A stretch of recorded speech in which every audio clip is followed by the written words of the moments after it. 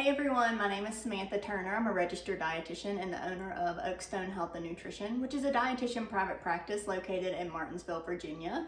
And today I thought I would show you how I strategized my grocery shopping to help you when you're in the grocery store to kind of figure out what your grocery method is. We have a snowstorm coming over the weekend, and so a lot of what I purchased today is number one, some restock, and then also some non-perishable items that can do good if we run out of power. So some of these things I don't buy regularly, some of them I do. But if you're going through a snowstorm or need stuff to keep in your house for non-perishables, this can help you as well. I like to encourage my clients to have a certain grocery method and a meal plan before they go into the grocery store. The grocery stores can feel overwhelming, but they don't have to be. There are a lot of different food choices. The main things that I focus on is number one, what does the household want to eat this week? And then number two, what is on sale? And so as I'm browsing through the grocery store, I typically go to my go-to spots like the fruits and vegetables, the grains aisles, I'll go to the bread aisle, I'll go to the dairy aisle with the eggs as well, and then I go to the other aisles as needed for whatever is on the menu for that week. So part of doing your meal planning, you want to structure out your 3 different meals for the days, ideally for 7 days a week, and then you want to filter in when you have to go out to eat versus like other extracurriculars, when can you cook at home, and so on and so forth. This is how we're gonna build our grocery list, is what we're gonna actually eat for the week. You never wanna go into the grocery store without a plan because it does feel overwhelming, and then you end up just buying foods because you think they're healthy for you, but really you don't even know how you're gonna use them and you didn't go in with a strategy. What I wanna encourage you to do is go in with a strategy. A lot of times I tell my clients to go in with a 6-to-1 method if they don't have a certain meal plan that they're ready to follow. So the 6-to-1 method is you want to choose 6 vegetables, 5 fruits, 4 proteins, 3 carbs, 2 fats, and 1 treat. This can help give you some structure to your grocery list by going in with a certain plan. And then as you go through the week, you can start using some of those items that you purchased. Now we're gonna get into why I actually purchased some of these items and my thought process as well. Hopefully this gives you a little bit of insight as a dietitian why we choose certain foods and how we're gonna actually use them during the week. The first thing that I did was I went into the fruit and vegetable section, the produce section, which is usually at the front of the grocery store. For this week, I bought some potatoes because I know these can do really good in winter weather, and they're really good carbs to add to certain meals if you want to add a lot of volume, and they're a very versatile ingredient. I also bought some sweet potatoes. So the reason why I got sweet potatoes is because I wanted some turkey burgers for the week, and I like to eat sweet potato fries with my turkey burgers.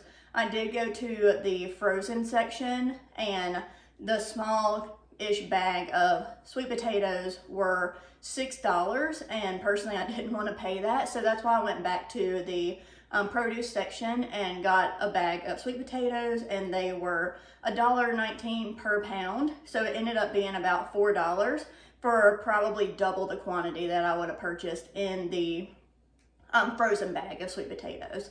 One thing that you do want to think about when you're grocery shopping is, what is the cost? Are you willing to spend more money to spend less time on something, or are you willing to spend more time to spend less money on it?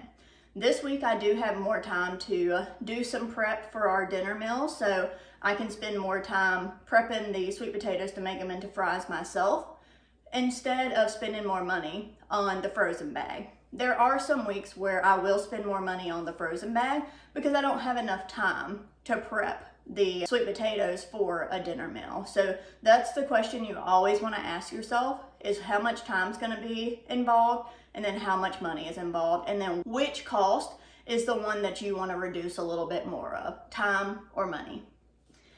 So to keep going, I did get some purple cabbage, and I was having a craving for some cabbage and sausage. That's a very common recipe here in the South, is doing some cabbage and sausage, and I'm probably going to add some potatoes to that as well. If you want a recipe for a good sausage cabbage recipe, I will link it in the comments for our Oakstone health and nutrition recipe for that, so that you can enjoy it as well. I bought some lettuce because I'm going to eat some turkey burgers, so I'm going to add that onto the turkey burgers. I'm also going to plan to do some salads probably for lunch, so this is going to be a part of a lot of different meals that I'm going to enjoy. I got a cucumber because I'm going to add it to my salads, and I'm probably also going to eat it on the turkey burgers. I did get some broccoli because I'm going to make some pasta dishes this week for dinner and then probably eat them for leftovers for lunch. So I'm going to make sure that I include these in there. Again, this was $1.69 frozen. You could get the fresh options and it would be maybe a little cheaper for more quantity, but on the night that I'm planning to cook the pasta dish with the broccoli in it, I don't have a ton of time to sit and cut a lot of the fresh broccoli into the florets that I want them to be in. So I just went ahead and got a frozen option. Your frozen options for your fruits and vegetables are definitely a good option, so I don't want you to feel scared into thinking you can only eat fresh fruits and vegetables and be healthy, because that's not the case. Your frozen and your canned options are pretty nutritious for you as well. If you're gonna get some canned options, make sure you go for those no salt added or the fruit that are in 100% fruit juice. When you're choosing your frozen options, I do want you to choose the ones that are very plain, so it just has the vegetables in it or it just has the fruit in it. Because if you choose the ones that have a lot of seasoning in them or sauces, it's gonna add a lot more saturated fats and sodium and added sugar that you don't need. So instead of letting the food manufacturers choose how much sodium and saturated fat and added sugars you're eating, how about we add our own salt and pepper and spices and herbs to make our food even more flavorful at home. I did get some tomato paste because I'm gonna make some pizza sauce for our homemade pizzas for this week. I do have some canned tomatoes already in the cabinet, so I didn't need to purchase them during this grocery trip, so that's the reason for that. I got some grapes because I enjoy snacking on fruit, and I also like to add grapes to my peanut butter bread in the morning. So usually I'll do an open face sandwich with peanut butter, and then I'll put some grapes on top or other types of fruits as well. At the recording of this video, it is mid-January in Virginia. So mid-January in Virginia is pretty cold, and we don't have a lot of great looking and fresh fruit options. So they were pretty limited today. So I just got the grapes, but I do have a lot of frozen fruits ready to go in the freezer, like some blueberries and strawberries, pineapples, bananas, and watermelon. So usually if I am running low on those, I'll always stock up at my next grocery run for that. How I like to structure my grocery shopping is into about 5 different categories. And so what that means is I'm choosing produce, I'm getting proteins, I'm getting fats, I'm getting carbs, and then I'm getting extras. So the extras are things like maybe my husband wants them, like breakfast burritos or soup cans, cereals or other things that I might not personally eat, but he will eat. Or it's, stuff that we might need, like toiletries or whatnot. So that just kind of goes into my extras category. So again, it's produce, protein, fats, carbs, and then extras. And it's up to you how you want to structure your grocery list, because you want to do whatever is going to work best for you and your brain and your lifestyle. So we just went through the produce. Now let's go to the protein. For the protein, I did get a lot of eggs. Again, it's going to snow this weekend, so I wanted to make sure that I had enough eggs on hand to either make some baked goods that we are planning to make, or use as boiled eggs or scrambled eggs for our breakfasts, or even for some of maybe our dinners, if that's what came about. Eggs are a very versatile and very inexpensive protein that I would highly recommend that they become a part of your grocery list, because you can get quite a bit of eggs for a decent amount. 18 eggs at my grocery store was about $2.89, which is a really good deal. Usually I'll make a big batch of boiled eggs during the week, and I'll either eat them with breakfast or lunch, depending on what I've got going on. Sometimes I'll eat them for a snack as well, so they're very versatile. I'm a very big freezer gal, and so I like to buy a lot of foods in bulk and then put them in freezer bags and then throw them in our chest freezer out in our garage. A lot of times I have proteins already on hand. Our proteins that we have on hand are some chicken, so I'll pull apart a rotisserie chicken and put them in freezer bags. We have shrimp, and my husband is an avid hunter, so we do get a lot of deer meat during the year, so we have that on stock always as well. So usually the proteins that I purchase from the grocery store are the ones that we don't already have in our chest freezer. So for this week, like I said, I wanted turkey burgers, so I did get some turkey burgers already patted out. Again, it comes down to a money cost versus a time cost. It costed a little bit extra to get the patties already patted out. But on the night that we are having turkey burgers, I'm already going to spend a lot of time cutting up the sweet potatoes into fry shape so that we can have those and enjoy them. So I'm probably not going to have as much time to patty out the turkey. Plus, sometimes I don't like how it feels on my hands, so I thought it was okay to spend more money on the turkey burgers because it fit what I needed for that meal. We're going to do a cabbage and sausage night, so I did get some turkey sausage for that. And then because it's snowing, we might have to eat sandwiches. So I made sure that I had some sandwich meat on hand.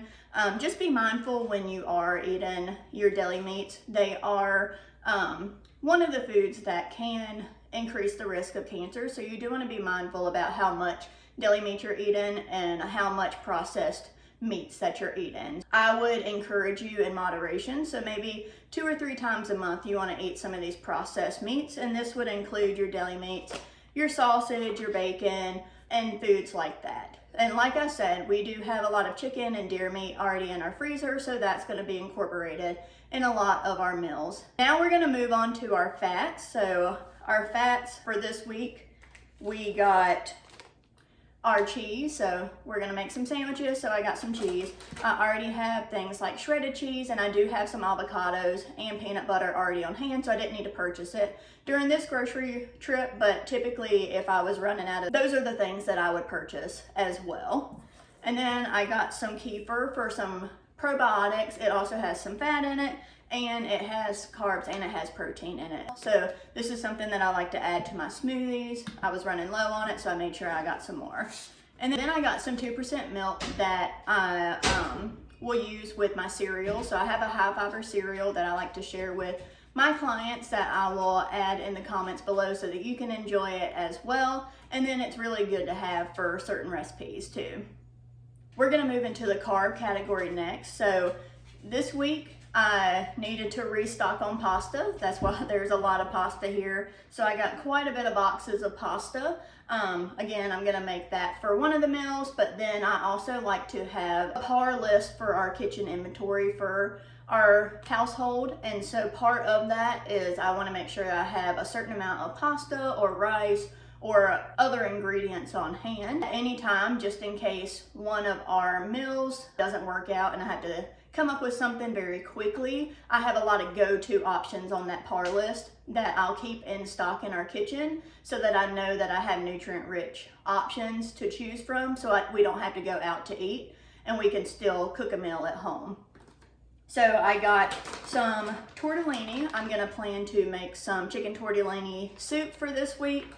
And then I got some ravioli. This was actually on sale. As I mentioned, that's one of my factors of purchasing stuff on my grocery list is what are the sales like that week. And so if something's on sale and I have enough room in my budget, even if I'm not gonna eat it that week, sometimes I will purchase it and then just freeze it for a later date. And then that becomes part of another week's meal plan. So that might be a strategy that you want to think about as well. If you have access to a little bit more funds in your grocery budget and something's on sale and you know your family will eat it, I highly encourage you to purchase it in bulk and then store it in the freezer. And then we got some rice I got some cereal for myself and my husband. Usually with cereals, I do want to make a cereal that has a minimal amount of ingredients so that there's not a ton of additives and added sugars and things like that in there. My husband's not always the most excited person to eat my high fiber cereal, so I do like to pick some options that he would enjoy as well, and so that becomes part of the extras category. We needed some cereal for a non-perishable item, and then I purchased some bread as another part of the carbs because we wanted to make some sandwiches for the week if needed. And like I said, I also do a lot of open face sandwiches for my breakfast with the peanut butter on top and some fruit on top of that as well. And sometimes I'll add some chia seeds or pumpkin seeds or flax seeds, whatever I have on hand, to make it even more nutrient rich. So we always have bread. That's another one on the par list. And then we got some soups because they are going to be some non-perishable items that we can keep in our cupboard just in case our power goes out. So that was on the extras list for this one as well. Hopefully that kind of helped you understand as a dietitian how we kind of go through the grocery store and why we choose some of the things that we choose. Ideally, you want to choose foods that are limited ingredients and more whole foods, and then you want to be able to pair them together as part of a meal to make more nutrient-rich meals at home.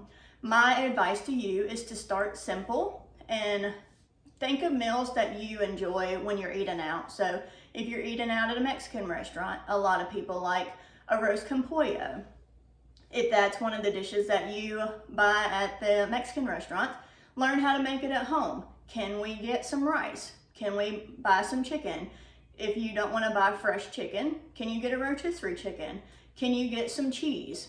And then that's your roast con pollo. So my advice to you is to figure out which foods and which meals you do enjoy eating, and then how do you prepare them at home. And then when you're at the grocery store, purchasing foods that have very limited ingredients in it and more whole foods, and then we're just going to pair them together.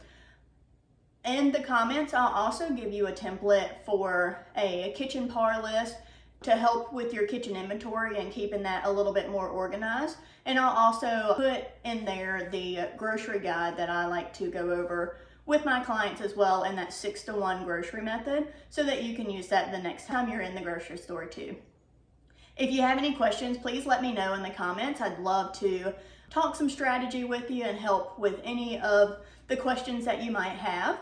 We are accepting new clients in our practice, and we would love to work with you to help you improve your nutrition habits. So if you need a dietitian, or if you need some help strategizing your meal plans, your family meal plans, your grocery shopping, helping manage chronic diseases like diabetes or heart disease, cancer, navigating the alpha-gal allergy, that's what we're here to help with. Our dietitians are ready to work with you, and I will put a link in the comments on how to schedule an appointment with our dietitians. We would love to work with you. Hopefully this was helpful for you, and we would love to keep you around to share more nutrition tips with you. So give us a like and follow. That way you can learn a little bit more about how to improve your nutrition habits within your budget, within your lifestyle, and with foods that you actually enjoy.